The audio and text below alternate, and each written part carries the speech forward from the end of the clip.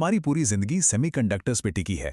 आपके हाथ में मौजूद फोन से लेकर इलेक्ट्रिक कारें और यहाँ तक कि सेना के एडवांस्ड हथियार, ये सब इन छोटी छोटी चिप्स के बिना बिल्कुल डब्बे हैं। लेकिन सबसे चौंकाने वाली बात क्या है पता है?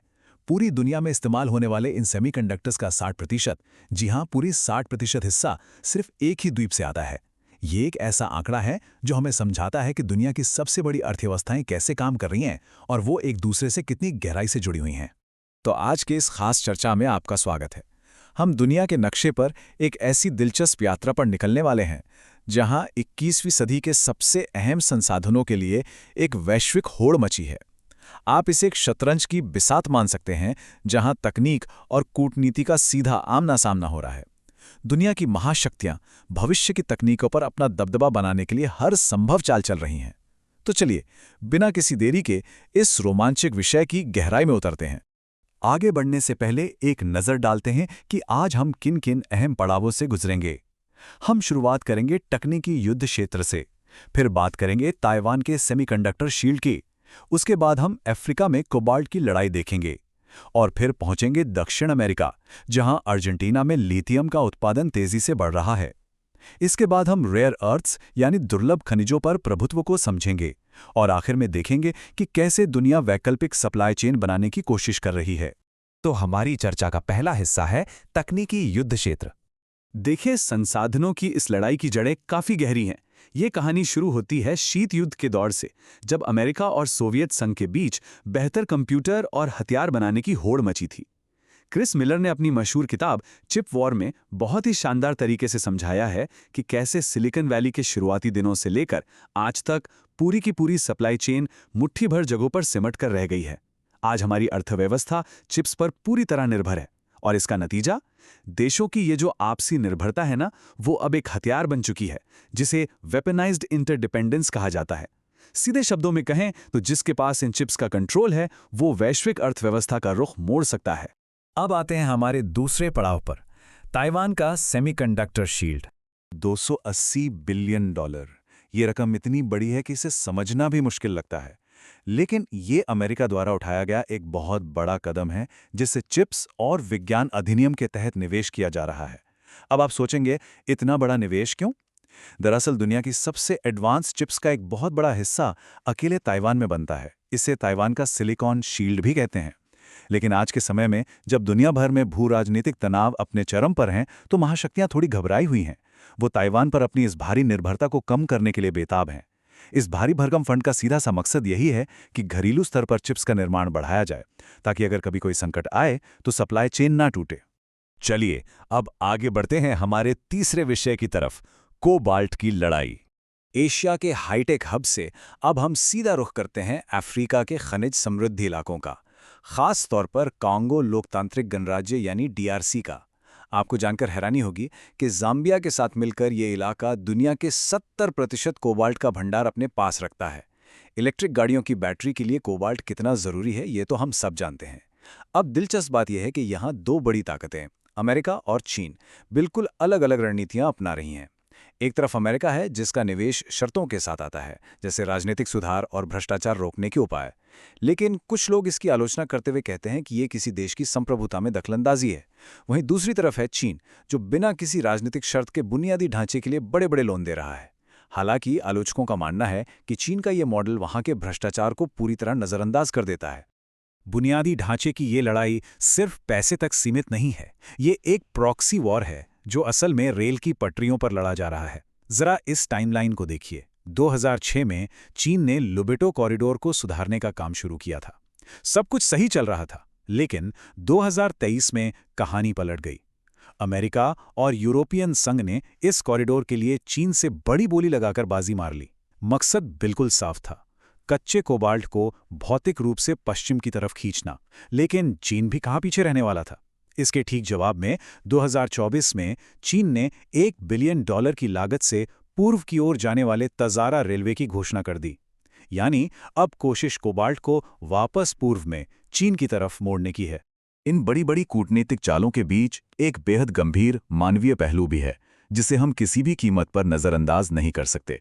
डीआरसी से निकलने वाले कोबाल्ट का 10 से 20% हिस्सा छोटे पैमाने के अनौपचारिक खनन से आता है। इस तरह के खनन को ट्रैक करना लगभग नामुमकिन होता है। और इसका सबसे दुखद परिणाम क्या है?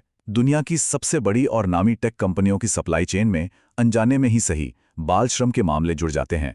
इसी वजह से इन कंपनियों पर कई गंभीर मुकदमे भी हुए हैं। ये हमारी उस चमकती हुई तकनीकी दुनिया की एक बेहद कड़वी और अंधेरी सच्चाई है। तो अब पहुंचते हैं चौथे हिस्से पर, अर्जेंटीना में लिथियम की वृद्धि।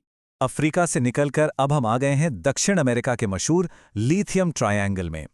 इलेक्ट्रिक वाहनों की बढ़ती मांग को पूरा करने के लिए अर्जेंटीना यहां बहुत आक्रामक तरीके से उत्पादन बढ़ा रहा है और यहां एक बहुत बड़ी तकनीकी क्रांति देखने को मिल रही है। पहले क्या होता था कि लिथियम को तालाबों में वाष्पीकरण के जरिए सुखाकर निकाला जाता था। ये प्रक्रिया इतनी धीमी थी मानो आप बैठकर दीवार पर पेंट सूखने का इंतजार कर रहे हों। लेकिन अब डायरेक्ट लिथियम एक्सट्रैक्शन या डीएलई नाम की एक नई तकनीक का इस्तेमाल हो रहा है। ये कमाल की पाइपलाइन आधारित तकनीक है जो काम को कई गुना तेज कर देती है और सबसे अच्छी बात, ये पर्यावरण के लिए भी बेहतर मानी जाती है। सेंटिनारियो राटोन्स जैसे जॉइंट वेंचर्स इसी तकनीक के दम पर अपने उत्पादन को रिकॉर्ड स्तर पर ले जा रहे हैं। अब अगर हम यहां हुए निवेश के आंकड़ों पर नजर डालें तो कूटनीति और व्यापार का एक बड़ा ही दिलचस्प विरोधाभास सामने आता है। कूटनीतिक स्तर पर देखें तो अर्जेंटीना के नए प्रशासन ने हाल ही में अमेरिका की ओर अपना झुकाव दिखाया है, लेकिन 2020 से 2023 तक के आंकड़े एक बिल्कुल अलग ही कहानी बयां करते हैं। इन सालों में चीनी कंपनियों ने 7 बड़ी परियोजनाओं में $3.2 बिलियन का भारी भरकम निवेश किया है। वहीं अमेरिका सिर्फ 3 परियोजनाओं में ही शामिल है। इसका सीधा सा मतलब यह है कि राजनयिक बयानबाजी अपनी जगह है, लेकिन जमीनी स्तर पर चीनी कंपनियां अभी भी अपने विशाल निवेश के जरिए इस क्षेत्र में अपनी मजबूत पकड़ बनाए हुए हैं। चलिए अब आगे बढ़ते हैं अपने 5वें विषय पर, दुर्लभ खनिजों यानी रेयर अर्थ्स पर प्रभुत्व। रेयर अर्थ एलिमेंट्स दरअसल 17 बेहद महत्वपूर्ण खनिजों का एक समूह है। चाहे एडवांस्ड मिलिट्री के मैग्नेट बनाने हों या फिर ग्रीन एनर्जी से जुड़ी तकनीक, ये खनिज बिल्कुल अनिवार्य हैं। और ये आंकड़ा इस बात को शानदार ढंग से दर्शाता है कि इस बाजार का असली बॉस आखिर कौन है। दुनिया के कुल भंडार का 49% हिस्सा चीन के पास है। इतना ही नहीं, दुनिया भर में होने वाले कुल खाद्यान्न उत्पादन का 69% हिस्सा चीन पूरी तरह से नियंत्रित करता है। ये एक ऐसा एकाधिकार है जो रातों रात पूरे वैश्विक बाजार की दिशा तय कर सकता है। और बात सिर्फ खनिजों को जमीन से निकालने तक सीमित नहीं है। रेयर अर्थ की रिफाइनिंग यानी उन्हें इस्तेमाल के लायक बनाने की प्रक्रिया में चीन की हिस्सेदारी 90% है। और इतिहास गवाह है कि बीजिंग ने अपनी इस ताकत का जबरदस्त रणनीतिक इस्तेमाल किया है। जरा इस पैटर्न को ध्यान से देखिए। 2010 में चीन ने जापान के लिए इन खनिजों का निर्यात रोक दिया। फिर 2024 में अमेरिका को गैलियम और जर्मेनियम जैसी अहम चीजें देने पर प्रतिबंध लगा दिया। और अब 2025 के लिए नए हैवी REE निर्यात नियंत्रण लागू कर दिए हैं। ये सारे कदम साफ तौर पर दिखाते हैं कि कैसे चीन अपनी निर्यात नीतियों का इस्तेमाल अपनी भू राजनीतिक ताकत बढ़ाने के लिए एक अचूक हथियार की तरह कर रहा है। अब हम आते हैं अपनी इस चर्चा के आखिरी और छठे हिस्से पर, वैकल्पिक सप्लाई चेन का निर्माण। जाहिर सी बात है, जब किसी एक देश का इतना बड़ा नियंत्रण हो तो दुनिया भर के देश घबराएंगे और अपनी खुद की एक मजबूत वैकल्पिक सप्लाई चेन बनाने की कोशिश करेंगे। लेकिन इस चीनी एकाधिकार के बीच उम्मीद की कुछ किरणें भी हैं। पश्चिमी देशों के लिए अब कुछ नए विकल्प उभर रहे हैं, जैसे ब्राजील जिसके पास 23% रिजर्व हैं, हमारा भारत 8% के साथ और ऑस्ट्रेलिया 6% रिजर्व के साथ अहम भूमिका में आ रहे हैं। इस वक्त मिनरल सिक्योरिटी पार्टनरशिप जैसे खास निवेश कार्यक्रमों के जरिए इन नए भंडारों को विकसित करने पर पूरा जोर दिया जा रहा है ताकि निर्भरता कम की जा सके। सिर्फ दूसरे देशों के भरोसे रहना ही काफी नहीं है, इसीलिए घरेलू क्षमताओं को भी बड़े पैमाने पर फिर से खड़ा किया जा रहा है। उदाहरण के लिए अमेरिका में माउंटेन पास खदान में वहां के रक्षा विभाग का $439 मिलियन का भारी निवेश। इसके अलावा कनाडा ने महत्वपूर्ण खनिजों के लिए अपनी एक विशेष कार्य योजना बनाई है और दक्षिण अफ्रीका में फेलाबोरवा जैसी उच्च मार्जिन वाली परियोजनाएं भी तेजी से आगे बढ़ रही हैं। आज उत्तरी अमेरिका से लेकर अफ्रीका तक खनन और प्रोसेसिंग सुविधाओं में जमकर पैसा लगाया जा रहा है। असल में ये सब दुनिया की एक तरह की इंश्योरेंस पॉलिसी है, एक ऐसी पॉलिसी जो ये सुनिश्चित कर सके कि किसी एक देश पर निर्भर रहने का जोखिम हमेशा के लिए खत्म हो जाए।